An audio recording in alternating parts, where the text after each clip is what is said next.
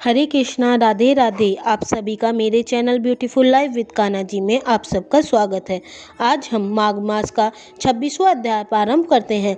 पथिक कहने लगा कि हे प्रेत, तुमने सारस के वचन किस प्रकार और क्या सुने थे, सो कृपा करके कहिए। प्रेत कहने लगा कि इस वन में कूरा नाम की नदी पर्वत से निकलती है। मैं घूमता घूमता उस नदी के किनारे पहुंचा और थकावट दूर करने के लिए वहां पर बैठ गया। उसी समय लाल मुख और तीखे दांत वाला एक सुंदर बंदर वृक्ष से उतरकर जल्दी से वहां पर आया जहां एक सारस सोया हुआ था। उस चंचल बंदर ने कोई एक पक्षी को देखकर उस सोए हुए सारस को दंडसा से पैरों से पकड़ लिया तो सब पक्षी उठकर वहां से चले गए, परंतु सारस भयभीत होकर विलाप करती हुई वहीं पर रुक गई।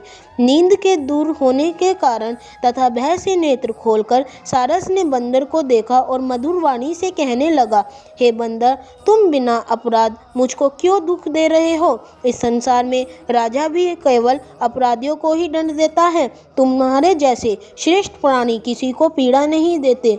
हम अहिंसक और दूसरों के कर्मों को नहीं देखते। जल की काई खाने वाले, आकाश में उड़ने वाले, वन में रहने वाले, अपनी स्त्री से प्रेम करने वाले, दूसरों की स्त्री को त्यागने वाले, दूसरे की बुराई से दूर रहने वाले, चोरी न करने वाले, बुरों की संगति से वर्जित, किसी को कष्ट न देने वाले, सो इस प्रकार मुझ निरपराधी को हे बंदर छोड़ दो। मैं तुम्हारे पहले जन्म के वृतांत जानता हूँ। यह वचन सुनकर वह बंदर उसको छोड़कर दूर बैठ गया और कहने लगा कि तुम मेरे पूर्व जन्म के वृतांत को कैसे जानते हो? तुम अज्ञानी पक्षी हो और मैं वन में घूमने वाला हूँ। सारस कहने लगा कि मैं अपनी जाति के स्मृतियों के बल से तुम्हारे पूर्व जन्मों का सब वृतांत जानता हूँ। तुम पूर्व जन्म में विंध्य पर्वत के राजा थे और मैं तुम्हारे कुल का पूज्य पुरोहित था। तुम राजा होकर अपने प्रजा को पीड़ा दिया करते थे। विवेकहीन तुमने बहुत सा धन इकट्ठा किया। सो बंदर, प्रजा की पीड़न रूपी अग्नि की ज्वाला से तुम पहले ही तप चुके हो। पहले तुम कुबीपाक नरक में गए। तुम्हारे शरीर को नरक में 3000 वर्ष बीत गए।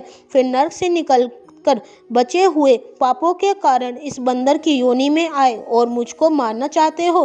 पूर्व जन्म ने तुमने ब्राह्मण के बाग में से लूटकर बलपूर्वक फल खाए थे। उसका यह भयंकर फल हुआ कि तुम वानर और वनवासी हुए। प्राणी अवश्यमेव अपने किए हुए कर्मों को ही भोगता है, इसको देवता भी नहीं हटा सकते। इस प्रकार मैं सारस का जन्म लेकर भी अज्ञानी से मोहित नहीं हुआ। इतना कथा कहकर वानर कहने लगा कि यदि ठीक ही जानते हो तो बताओ, तुम पक्षी कैसे हुए? सारस कहने लगा कि मेरी दुर्गति का कारण भी सुनो।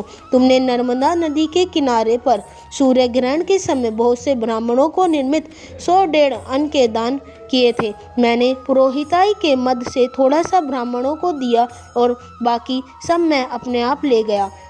इन ब्राह्मणों के दिव्य का अपहरण करने के पाप से मैं पहले कालसूत नरक में और फिर रक्त कुदुम्ब नरक में, जहाँ पर बड़े बड़े कीड़े थे और रक्त और पीप से भरा हुआ नाभि तथा नीचे सिर ऊपर पैर किए हुए पीठ चाटता हुआ उस दुर्गंध वाले नरक में कीड़े आदियों को काट जाकर 3000 वर्ष तक उस यतन को भोगता रहा। मैं नरक के दुख का वर्णन नहीं कर सकता। फिर नरक की यातना से मुक्त होकर यह सारस का जन्म पाया, क्योंकि पूर्व जन्म में अपने बहन के घर से कांसे का बर्तन चुराया था। इसको मैंने एक जुआरी को दिया।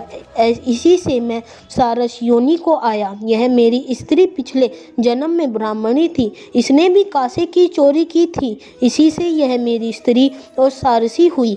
यह सब मैंने अब तुम्हारे कर्म फल कहा। अब भविष्य की बात भी सुनो। अब मैं, तुम और यह मेरी स्त्री भी हंस हो गए और काम रूपी देश में सुख से निवास करेंगे। फिर इसके पश्चात गौर योनि में और फिर जाकर दुर्लभ मनुष्य योनि को प्राप्त होंगे। इसमें मनुष्य पाप और पुण्य दोनों ही कर सकता है। इस प्रकार शिव की माया से यह सारा जगत मोह को प्राप्त होता है। न केवल हम ही परंतु इस संसार के सभी जीव प्रवृत्ति मार्ग से फंसकर अच्छे और बुरे कर्म करते और उनको फल भोगते हैं। इसीलिए सब प्राणियों को धर्म का सेवन करना चाहिए। देवता, असुर, मनुष्य, व्याघ्र, कीड़े मकोड़े सभी से कटक रूपी मार्ग नहीं छूटता। केवल वेदांत जानने वाले योगी ही इस मार्ग से बच सकते हैं। इसी कारण बड़े बड़े महात्मा भी कर्मफलों को टाल नहीं सकते। उपाय से तथा बुद्धि से कोई भी इसको बदल नहीं सकता। तुम पहले राज्य थे, फिर नरक में गए, अब बंदर की योनि में फिरते हो और फिर भी ऐसे ही जन्म पाओगे। ऐसे विचार कर आनंद पूर्वक और धैर्य रखकर विचारते हुए कल की प्रतीक्षा करो। तब वानर ने कहा कि पहले जन्म में मैं तुम्हारी पूजा करता था, अब तुम मुझको प्रणाम करते हो। तुम जाति के स्मरण से मेरे पूर्व जन्म के वृतांत को जानते हो। आनंद पूर्वक रहो, तुम्हारा कल्याण हो। तुम्हारे वचनों को सुनकर मैं मोहर रहित होकर बंधन में विचारूंगा। प्रेत कहने लगा कि हे पार्थिक, मैंने नदी के तट पर बंदर और सारस का यह वृतांत सुना, तब मुझको बोध हुआ कि मोह तथा शोक का नाश हुआ।